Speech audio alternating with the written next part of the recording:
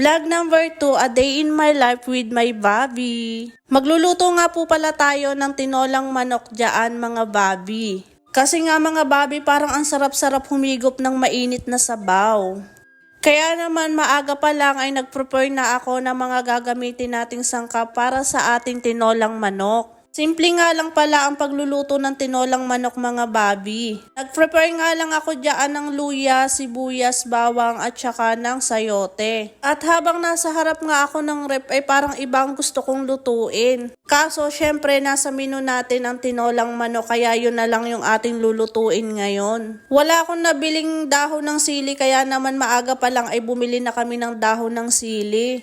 Malapit nga lang pala ang bilihan dito sa amin. Kaya naman mga Bobby, kung may kulang sa aming lulutuin ay pwede kaming pumunta sa palengke. Medyo malapit nga lang dito sa amin ang palengke kaya hindi na kami nahihirapang sumakay pa.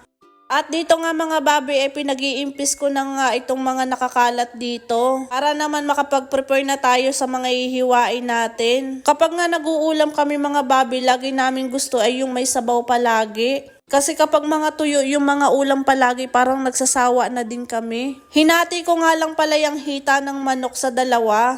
At gumamit nga ako dito ng martilyo para mahati sila. Hindi kasi ganun katalas ang aking itak mga Bobby, kaya naman gumamit ako ng martilyo para mas madali siyang mahati. At kaya naman nagtinola tayo ngayon mga Bobby kasi para makahigop naman ng mainit na sabaw si Bobby Sheena. Syempre wala na namang humpay yung kaiimik niya doon sa live. Tayo naman na mag-aasikaso para sa ating lulutuin for today's video. Mahilig nga ako magluto dyan mga Bobby, kaya naman ako ang natutoka palaging magluto. Minsan nga nag-iimbento pa ako ng lulutuin para lang may maluto ako. Alam ko yung ibang mga nanay dyan, ganun din yung ginagawa. Nag-iimbento din sila ng mga lulutuin. At dito nga mga Bobby ay naghiwa na nga ako dito ng bawang. Hiniwa lang yan ng maliliit at sinunod ko na nga hiwain dito ay ang luya. Nakita nyo naman kapag naghihiwa ako ng ricado ay ang dami talaga. Mas masarap kasi kapag maraming ricado, lumalasa talaga yung lulutuin yung ulam. Kaya naman ang dami-dami ko laging nilalagay na ricado. Ginisa ko na nga yung sibuyas dyan. Kapag nagigisa ako, laging nauuna yung sibuyas at isusunod ko naman yung bawang. At pagkatapos ko nga mahalo-halo yan, inilagay ko na rin yung luya. At kapag lumabas na nga yung aroma ng mga ricado mo ay pwede mo nang ilagay itong chicken natin. At nilagyan ko na nga din yan ng asin. Sinasangkotsa ko nga lang yan mga Bobby kasi para mawala yung langsa ng manok. At habang sinasangkotsa ko nga siya dyan ay nilagyan ko na nga yan ng mga ricado. Nilagyan ko yan ng paminta at magic sarap.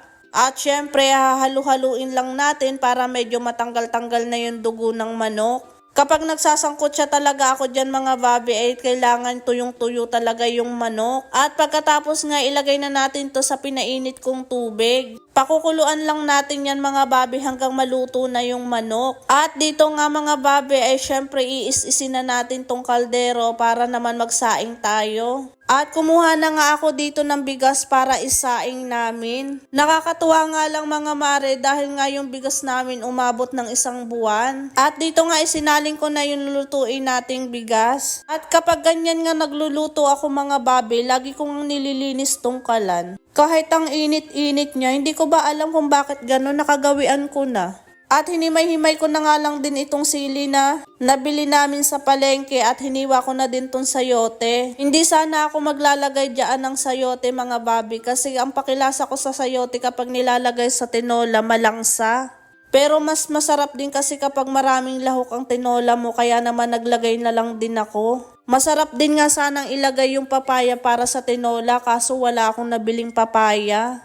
Inilagay ko na nga dito yung siling green at sinunod ko na nga ilagay dito yung dahon ng sili. Yan kasi yung magpapasarap sa ating tinola. Wala rin kasi ako nabiling dahon ng malunggay mga Bobby kaya naman dahon ng sili na lang ang inilagay ko. Medyo maliit din kasi yung palengke namin dito kaya naman nabibilang din ang mga gulay na pwede naming bilhin. Mas malaki kasi yung palengke doon sa sample kaso nga lang mamamasahe ka pa. Kesa naman mamasahe pa ako tapos isa lang naman yung bibilhin ko ay di yan na lang pagtiisan na lang natin. At ayan nga, pinakain na nga natin ang ating Bobby. Kaya naman hanggang dito na lang. Salamat sa panonood. Bukas ulit.